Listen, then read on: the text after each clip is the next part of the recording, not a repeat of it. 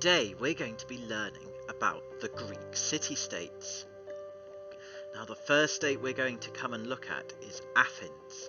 Athens is the capital of modern-day Greece, but was founded in 508 BC and was an independent city-state, so independent from all the other city-states that made up Greece. Now, Athens was a democracy.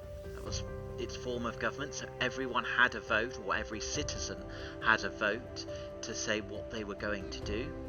As you can see, it's built on a plain surrounded by mountains. Now we're coming to the Acropolis and the Parthenon. First thing we can see, if you look very carefully below it, is the Odeon.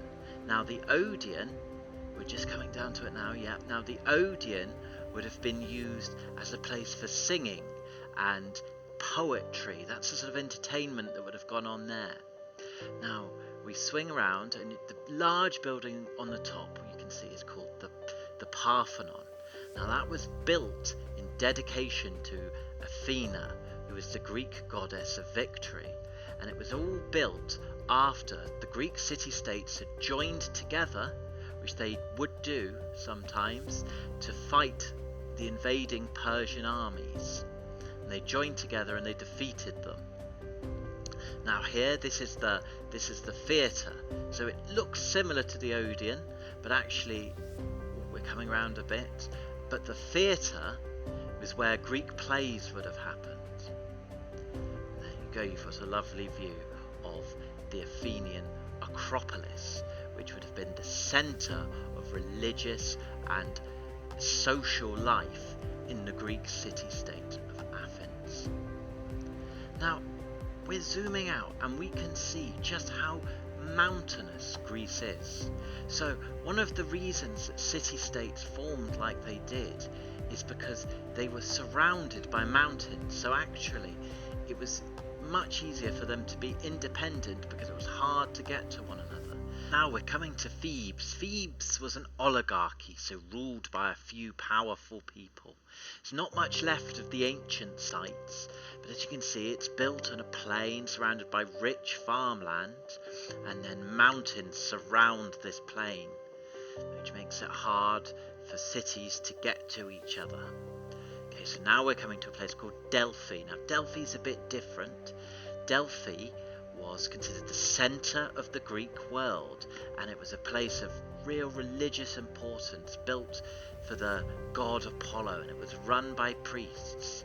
Now all the Greek city-states would come here, and they would do religious ceremonies, and also, we're going to come to it in a minute, at the top there's a stadium where they'd have running races as part of the Pythicon Games, which were sort of only slightly secondary to the Olympic Games, where all the Greek city-states would join together and come and celebrate their gods and compete in athletic events. And again with Delphi, you can see this huge plain of really rich farmland, and then again it's still surrounded by mountains, so it's very mountainous, most of Greece, but it has these plains of really rich farmland, and that's where the Greek city-states grew up.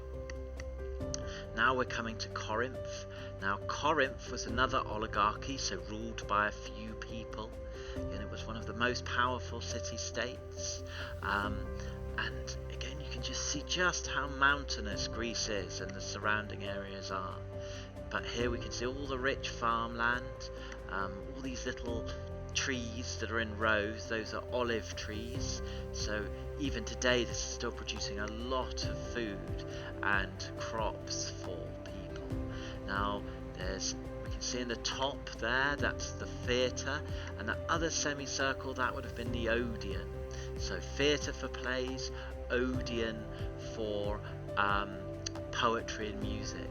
Now in the centre we can just see the ancient site, the main site there, that's the temple for Apollo in the middle, and then the rest, it's still there, all these ancient sites surrounded by this rich farmland and this modern city. And modern Corinth is still a big city within Greece.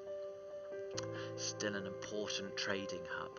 Now we're coming over all this mountainous terrain to Sparta. Now Sparta was famous as a warrior culture, so they had lots and lots of warriors as their citizens. So pretty much every citizen had to be a warrior. And there were very few citizens actually, and they owned lots and lots of slaves to farm the very rich farmland around them, and they really were a very powerful city-state with a strong army and all this rich farmland surrounding the area, all these olive groves today. It's still really rich farmland. Now Sparta was a monarchy, so ruled by a king. And then here we can see there's the theatre, and this is the Spartan Acropolis. So it'd be the centre and the highest point of ancient Sparta. Now as we zoom out, on your right, across the sea, you can see where modern day Turkey is in the top right there. Now that would have been part of the Persian Empire, and they attacked the Greeks in a big war. And the Greek city-states in that instance, they joined together to defeat the invading Persians.